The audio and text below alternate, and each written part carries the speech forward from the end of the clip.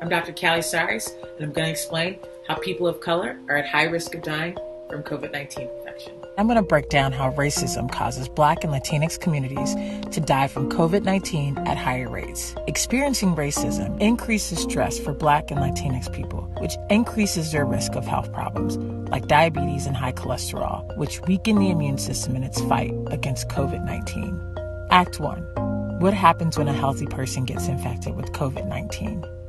This is a person with a healthy immune system and a healthy set of lungs. When exposed to the COVID-19 virus, the infection makes itself at home in their lungs, which is why it's hard to breathe. Sometimes the virus can infect so much of the lungs that people need a ventilator, which is a machine that helps people breathe when their body isn't strong enough to do it themselves. However, this person has a healthy immune system, which is like having a strong army of soldiers to attack the enemy, in this case, the virus. Soldiers in the immune system's army are called lymphocytes. There are two types of lymphocytes, which we can call B and T cells. We'll get into their differences later.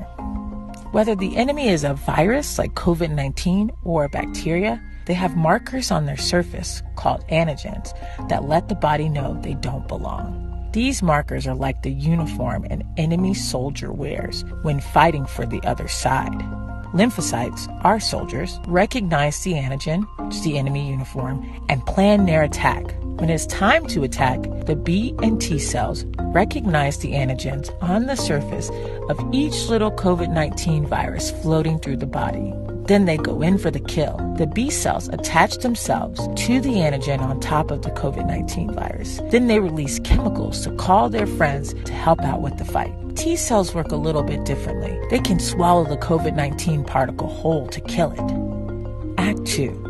What happens when a non-immuno-healthy person gets infected with COVID-19? So what if you don't have a healthy immune system? When you don't have a healthy immune system, we say that you are either immunocompromised or immunosuppressed.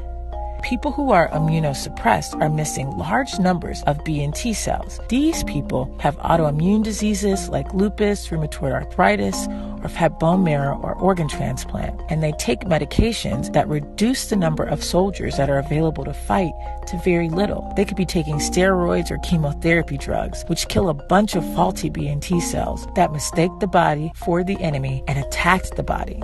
People who are immunocompromised have health problems like HIV or multiple sclerosis that cause B and T cells to work improperly or not work at all, which reduces the effectiveness of the immune system's army. Sometimes this causes their body to not even recognize antigens as foreign invaders.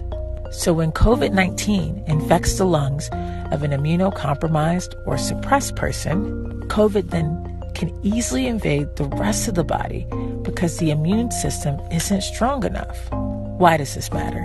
It matters because people with common health problems like uncontrolled high cholesterol or obesity or diabetes also have a weak immune system. Any person you know with uncontrolled diabetes, high cholesterol, and obesity are at higher risk of not only getting COVID, but also have a weaker immune system to fight COVID. And we know that many people of color happen to have higher rates of high cholesterol, obesity, and diabetes. Putting this all together, communities of color have higher rates of health problems, which lead to a weaker immune system, which leads to higher risk of COVID infection and a higher risk of death. So why is this important? Racism. Racism is one reason why people of color end up with these underlying health problems in the first place. And therefore, racism increases your risk of COVID-19 infection. I'll explain how. Act 3. How does racism increase a person's risk of dying from COVID-19? I think we all agree that experiencing racism is stressful. And increased stress happens to increase your risk of diabetes, obesity, and high cholesterol.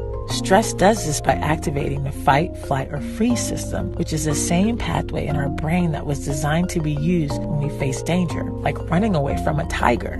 When the fight, flight, or freeze pathway is activated, it releases stress hormones. One of the most well-known is called cortisol. These stress hormones increase the risk of high cholesterol, obesity, and diabetes by telling your body to recruit sugar, which causes diabetes, and fat molecules, which causes high cholesterol. High amounts of sugar and fat in the blood lead to obesity. So stress hits the on switch, so the fight, flight, or freeze response is turned on longer than it should be. And if the fight, flight, or freeze response is turned on longer than it should, so are the hormones which dysregulate the whole system. Stress hormones end up being released when they shouldn't be, leading to increased recruitment of fat, sugar, and other unhealthy body responses because the brain thinks you're in danger and you don't have energy to waste to break these things down. So experiencing racism increases the fight, flight, or freeze system, which increases the risk of getting high cholesterol, obesity, and diabetes. And experiencing racism increases stress, which leads to increased risk of these health problems. And because people of color have higher rates of these health problems, they're at higher risk of infection of COVID-19 and a weakened immune response to fight it off. Racism, y'all. Structural racism and racist policymaking also decreases access to money, healthcare, education, food, and safe living conditions, which also contributes to poor health. These things are called social determinants of health because access or lack of access to them can determine how healthy you are. Because of racism, communities of color are more likely to be uninsured, have fewer doctors that practice in their neighborhoods, and attend poor quality hospitals. And being uninsured, having few doctors in your neighborhood, and poor quality hospitals can lead to less medical care and thus higher rates of cholesterol, obesity, and diabetes. Racist zoning laws or policies like redlining can also decrease low-income communities' access to healthy food options like fresh vegetables. Without easy access to healthy food options, residents in those neighborhoods have to rely on foods high in fructose corn syrup or high in fat. These are ingredients that contribute to obesity, high cholesterol, and diabetes. So having fewer social determinants of health is clearly stressful, and we already know that stress increases your risk of having high cholesterol, obesity, and diabetes.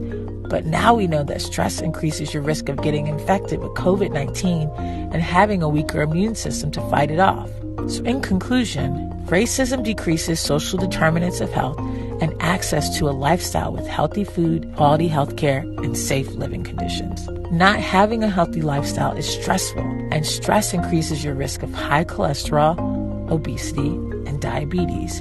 And we know that people of color have high rates of high cholesterol, obesity, and diabetes, which weakens the immune system and leads to COVID-19 infection.